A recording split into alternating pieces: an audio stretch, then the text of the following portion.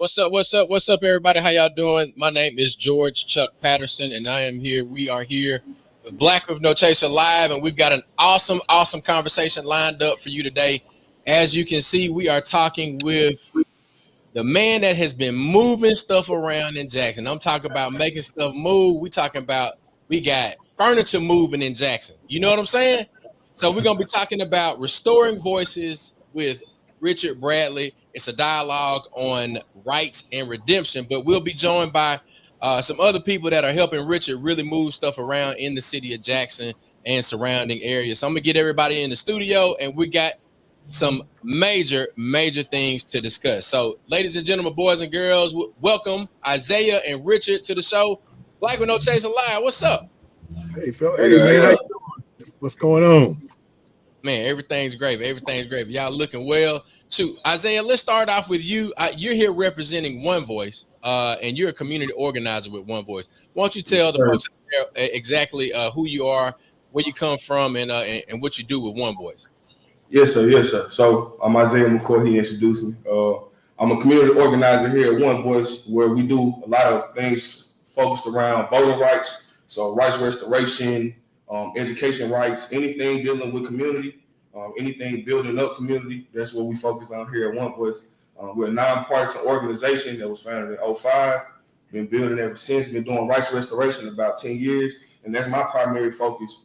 I do community organizing events, so we do know your rights trainings, we do expungement clinics, we do anything and everything that's around rights restoration and getting people their right to vote back and getting people their right to live back. So that's the basis of.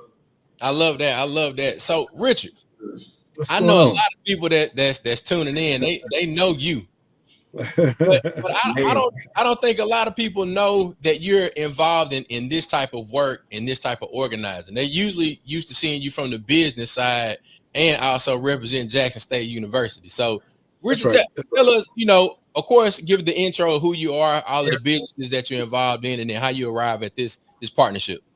Well, I'm Richard Bradley, man. I'm from the city of Jackson, born and raised here. Been here for 45 years, man. I went to Murrah High School, attended yeah. the best college in the world, the Jackson State University, where I received my undergrad in business administration, and I see my master's degree in physical education. And that's a long story behind that. At an early age, I kind of saw what my vision was and what I wanted to accomplish out of life. One, I knew I wanted to be a serial entrepreneur. The second thing is one of my dreams was I always wanted to be a college basketball coach.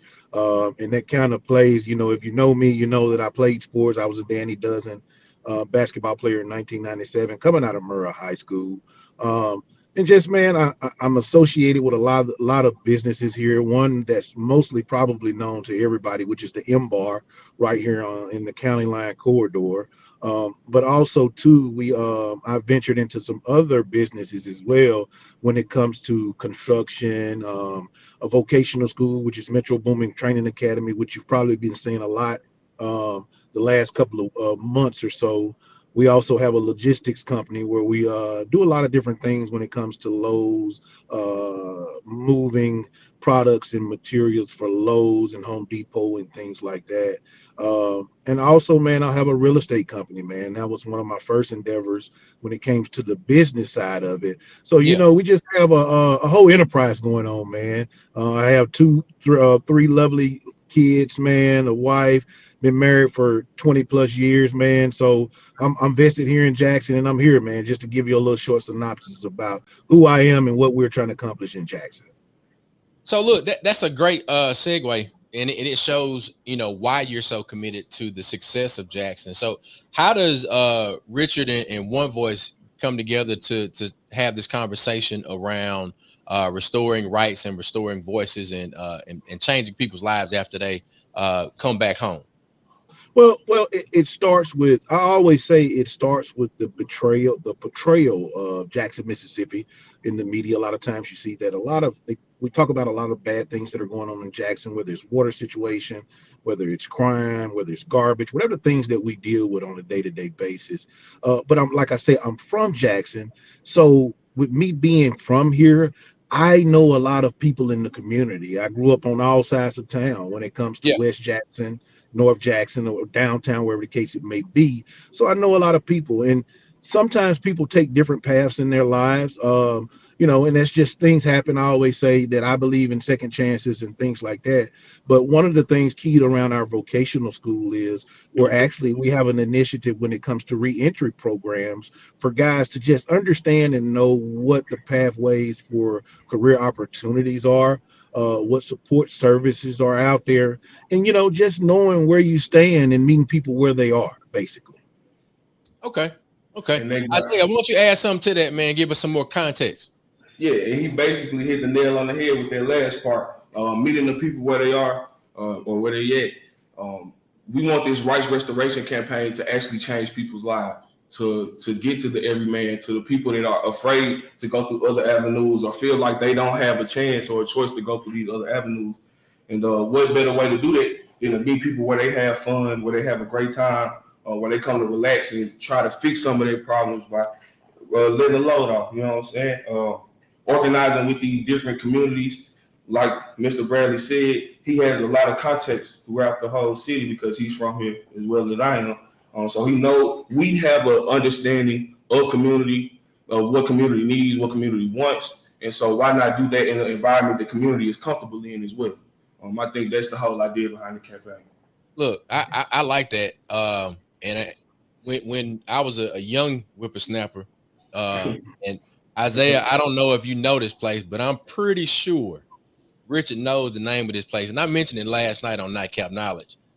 We used to go and post up outside in front of the upper Come on, level. man. Come on, man. If you're from the Jack, you know that, man. I heard of a level. I ain't never get a chance to go in there. All right. So now, And Chuck, stop acting like you all old, man. You ain't old, man. Stop acting like that, man. well, look, man. We used to go outside of the up, and we would sit out there, me, Mac, one of our other partners, man, and a couple more folks, and we would do voter registration outside the upper level. Man, we posted the free line. We say, look, hey, man, you register to vote. We'll pay your way to get in. We'll buy your first drink. Just go holler at my boy. He already at the bar. And we had this system worked out where we were meeting people, as y'all have described, meeting people where they are. And a lot of people come through MBAR these days. So talk to us about some of the activities, because I know y'all have an event plan where you're going to be doing some talks and conversations around, restorative justice and restoring your rights. What is that going to look like? Is that going to take place at MBAR too? So right now we have that going on. The main thing is the advocacy day that's going to be on March 14th. That's going to be at the Capitol. So basically, we're partnering with Mr. Bradley, the Reentry Coalition, and a couple other folks. Where basically it'll be a day at the Capitol from 1:30 to 2 p.m. where we'll be talking about rights restoration, housing, employment, different things that formerly incarcerated people and just people in Jackson are struggling with that need advocacy for. So that'll be the biggest thing. But we also do plan on having tours all around the city, like listening tours, where we'll be able to listen into community and have those conversations. We haven't locked in the date for MBAR, but that is definitely going to be on there as far as listening tours there, and a couple more spots. So that'll be the biggest thing as far as listening tours and things like that. Now, you said, I know you said 1 to 3, but is the date, is that the 14th of March? Yeah, March 14th. March 14th. Right. Yes, my bad. March 14th. March 14th. That's a Thursday. We're talking 1 to 3 p.m. How do people need to sign up, or that they show up, or how do you want people to get in contact with you? So we have the One Voice page, where we have social media pages. I can get that email for you. Let me find. I gotta find that. I ain't have it on deck. That's my bad. But reach out through social media and really just show up. We're gonna have. This is not gonna be the only time we talk about it. We're gonna be pushing it. We also have a stakeholders meeting that we're trying to have sometime within next week.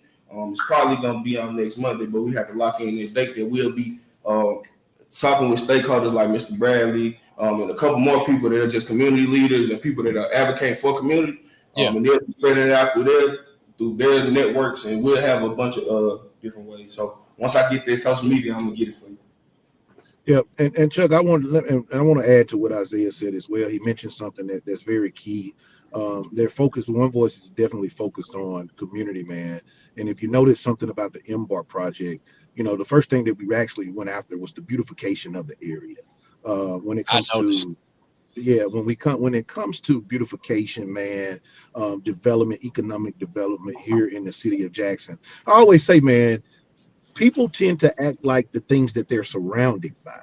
So changing the culture, Mm, changing, actually identifying in the community the things that need to change. When people come out of when they're incarcerated and they come back into the society, you don't want to put people back into situations that may give them the opportunity or give them choices that they don't want to make.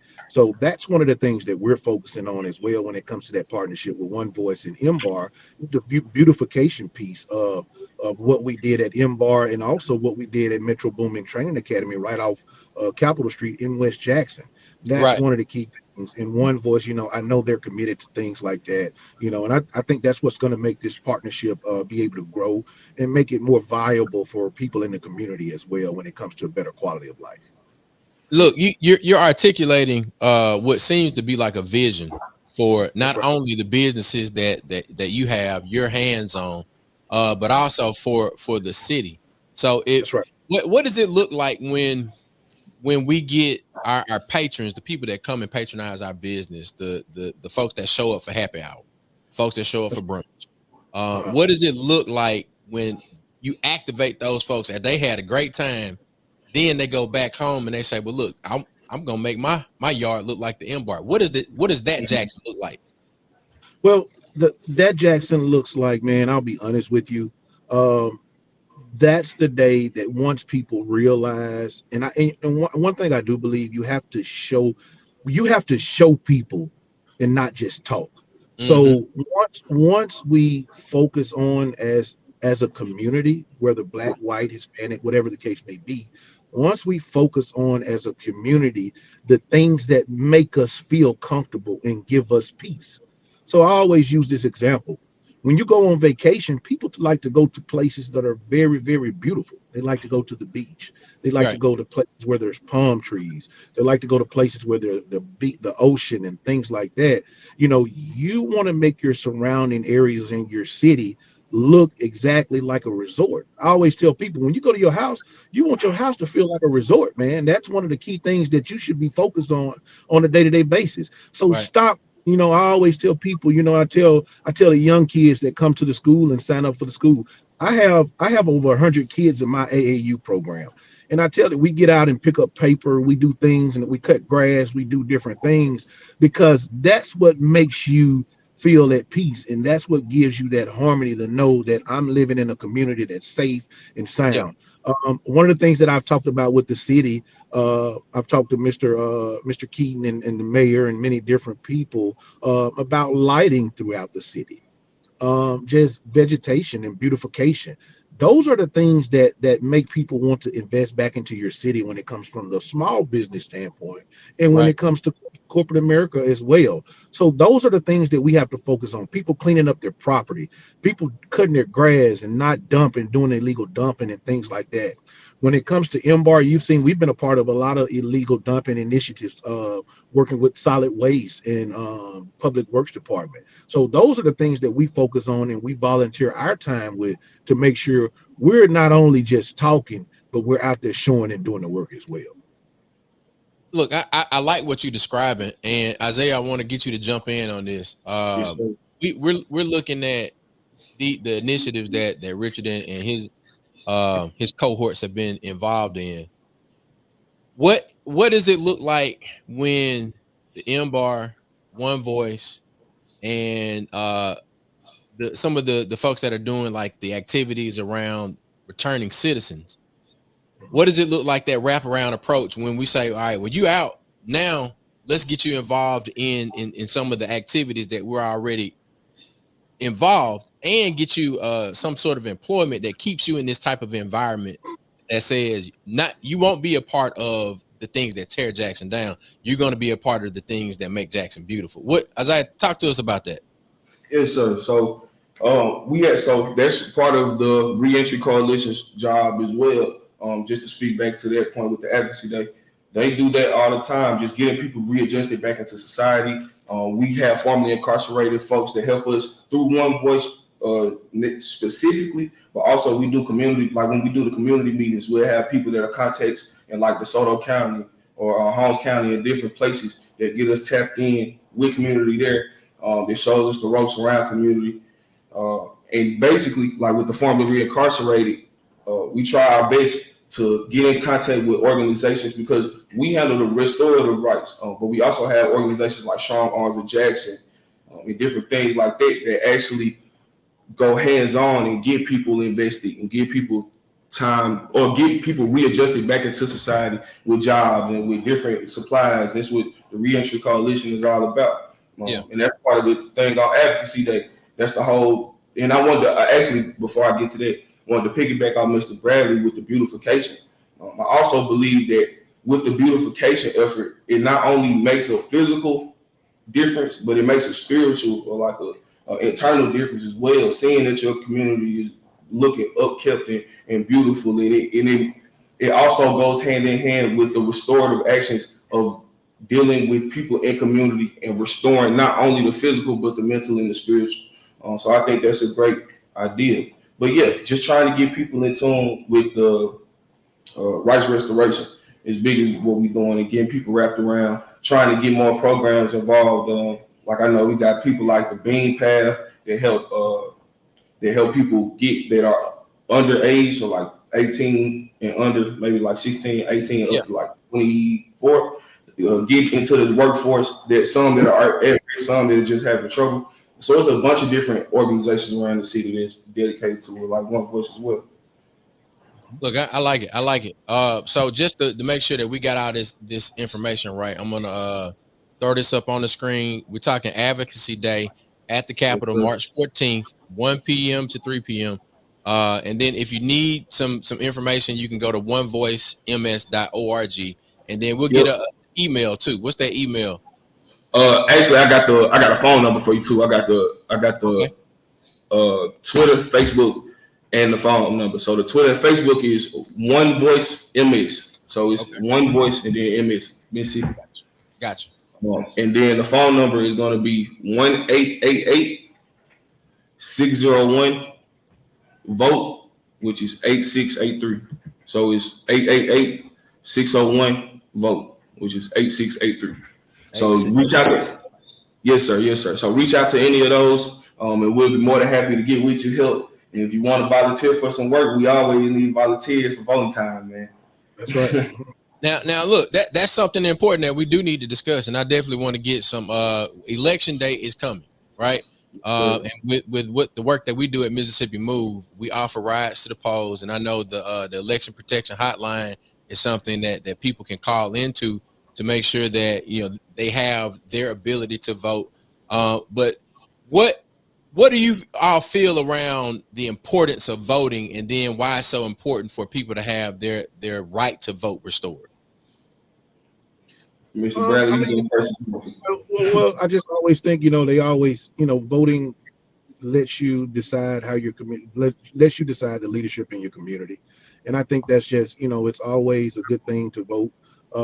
And, just letting people know that, if you have the right to vote, and if you've been incarcerated and you really don't understand where your situation lies, just being informed and knowing that you can, I know some situations you may not be able to vote, but some you may be able to, but just knowing where you are and knowing where you stand. And also, those are the people that's the leadership of your community. And you want to make sure you have a voice in that as well.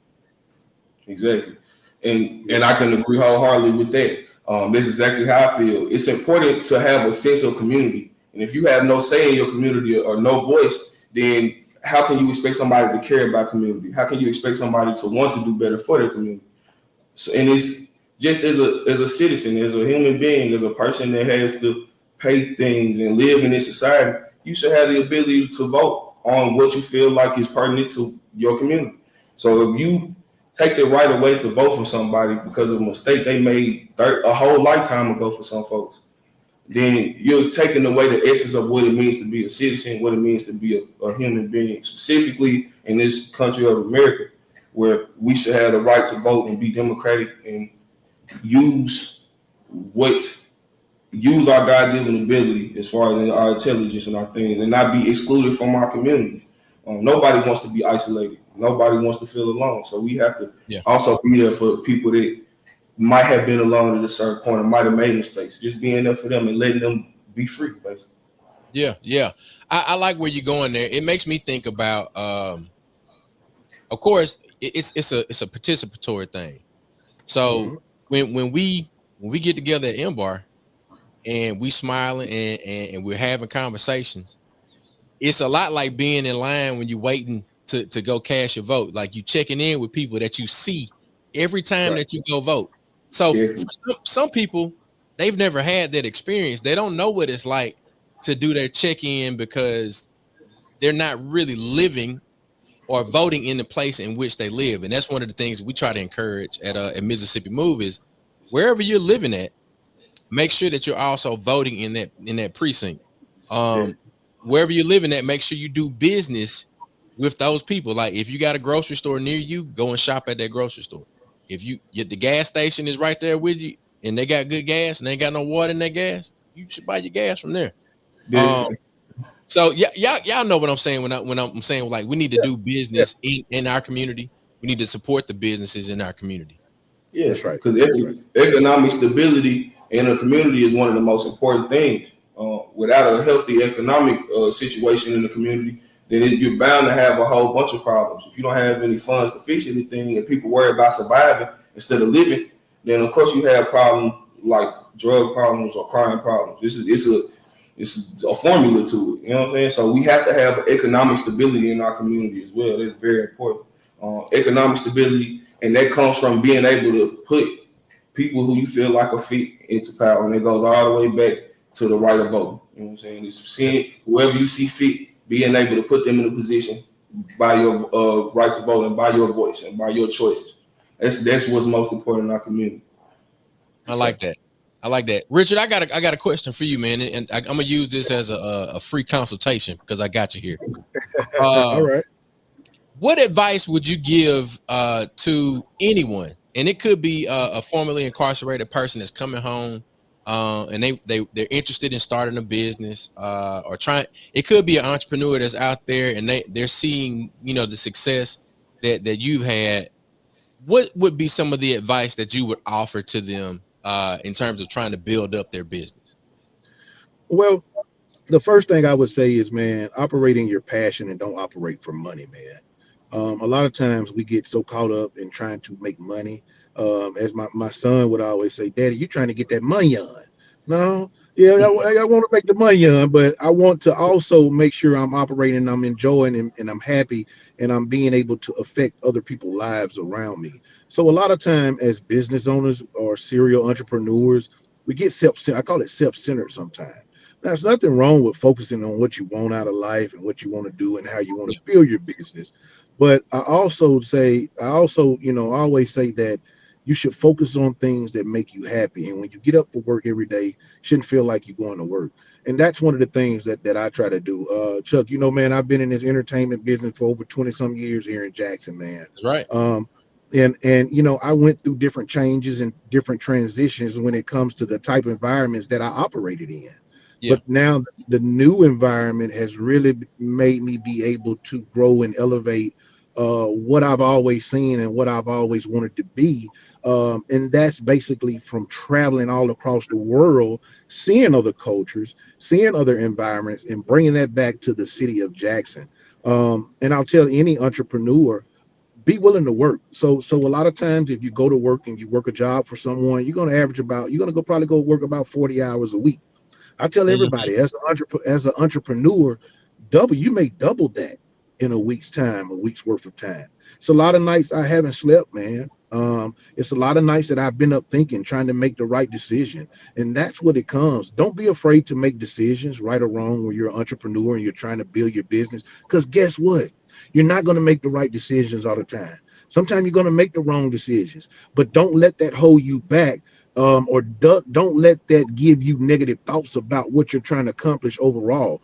The biggest thing to succeed when you're trying to do a business is, and when you're trying to grow a business is being able to fail, being able to make the adjustments, pivot, and continue to grow in a different way that you thought was the right way at one time, and you realize this was the wrong way. So Yeah. continue to learn your business, continue to learn your target market, continue to learn what it takes to be successful.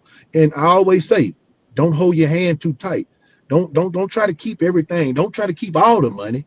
You got to open your hand up and let some of that money go, because you got to be able to change other people's lives. Because Yeah. guess what? You can't do it by yourself. You can't do it by Yeah. yourself. Do it by yourself, man. Yeah. Yep. So Yeah. I appreciate, and that's one of the things that I have been blessed with is the people around me, man. You'll see on my social media outlets, I always talk about my team and I give praise to my team.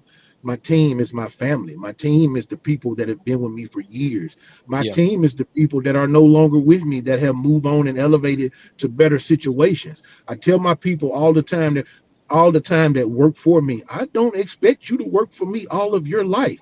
I Right. expect you at some point to elevate and be able to have your own if that's what you want to do. If I can create a better opportunity for you to be able to move on, and say you may work at an M bar as a start as a bartender, but you can go manage. I've got one person that worked at the M bar as a manager, started as a bartender, moved to a manager position with me. Now they're managing about 5 wing stops in another state. So but them being able to put me on their resume as a reference, and Right. Wingstop reaching out to me, and I can give that reference and give that great referral about this person, and now this person is making over 6 figures a year.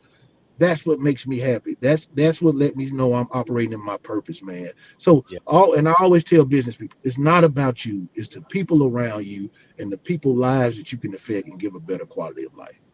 That's right, man. Look, I'm gonna make this pitch right here. I'm gonna make this one right here. Uh, I need some more of that. I would love for you to talk to some of the business owners that we have assembled with Mississippi Black Pages, and Okay. we do this thing called network your net worth. So Oh, sometimes you might not be in the right room. You might not like you have that good circle of folk around you mhm. that are pouring into you and helping you build up the thing that you're trying to do. So what That's we're right. attempting to do with Mississippi Black Pages is really curate spaces and times for business owners to get some of those questions answered. And we typically do it on a Thursday. So we're gonna reach Okay. out to you and see if we can get you plugged Sure. in. Y'all make sure you do, man. And I'll be honest, and I'll give a little sneak in about what I've been working on. So Oh, I'm actually gonna have a entrepreneurs class that'll be coming out soon, man. And it's gonna be I've got some people coming in that are gonna speak, that are serial entrepreneurs that are very successful at what they've been doing. But I just feel like I've got to share this knowledge and share my life experiences of what it takes to become a successful entrepreneur. So y'all be on the lookout for that, man. And you'll see that soon. There's going to be some classes I'm going to be offering. And yes, I'm going to be teaching them myself. I'm not going to hire nobody to do them. hey, look, you know that's gonna be the question. They'll be like, That's all right, uh, right. like Yeah, we want, and that's the thing that I'm most passionate about that's right. is I've been able to be a DJ in Mississippi, and for Mhm. the last 6 years now, might be a little bit longer than that. Listen, I remember when you started. Let me just go there. Let me say that out there. I remember when you started. Yeah, but and starting, I was still working at Tougaloo. So really, That's right. kind of following this That's type right. of same path that you have, like having that university imprint. But now I've been full time in entrepreneurship, and I want to lay a blueprint for folks to show them, man, you really can live a successful life, live a That's, purposeful life, that's and right. do it in Mississippi. But to grow it, we got to get more collaboration and less competition. That's right. Definitely. Create those pathways. That's right. Yeah. Yeah. That's So right. look, That's right. Isaiah, close us out. Give us that information one more time about the Advocacy Day, and make sure that folks know who you are, what you're doing, and everything that you got going on. Because Richard already told us we got an entrepreneurs class to sign up for. So Oh yeah, I sure meant to say that was a good free consultation. I wrote a little notes. I got them wrote down, man. But That's yeah, right. so Advocacy Day, March 14th, 1:30 to 2, which really we're gonna say 3, but it's really gonna be 2:30. We're gonna be discussing rights restoration, housing, employment, and then we'll also be talking about SB 2780, which is actually a bill by Rod Hickman. It's basically a suffrage right bill. So trying to ease the process of getting people their rights back, because they try everything in their power not to. So we try our hardest to go push that through, and then that'll be, like I said, March 14th. And then you can reach out to us on One Voice Mississippi, which is One Voice MS. That's on Twitter or Facebook and Instagram.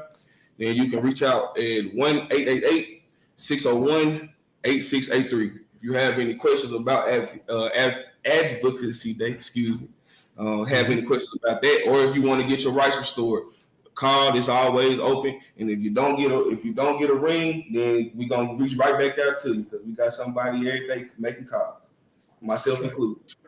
Man, look, we appreciate you, brothers, for turning in your time. Like, you gave us 30 minutes of your day, and it is most valued. And from us over here at Black with No Chaser and Mississippi Black Pages, we thank y'all, man. We appreciate the work that you're doing, and we look forward to having another conversation with you soon. Most definitely. No Thank you for having us, brother. All right, we'll see you soon, ladies and gentlemen, boys and girls. That is Black with No Chaser Live for today. Make sure you tell somebody to tell somebody about this, and make sure you share this with somebody that needs to hear this message. We will see y'all next time for the next conversation, where we're going to be bringing dope people doing dope stuff, and they making a difference in their community. We'll see you out. Peace.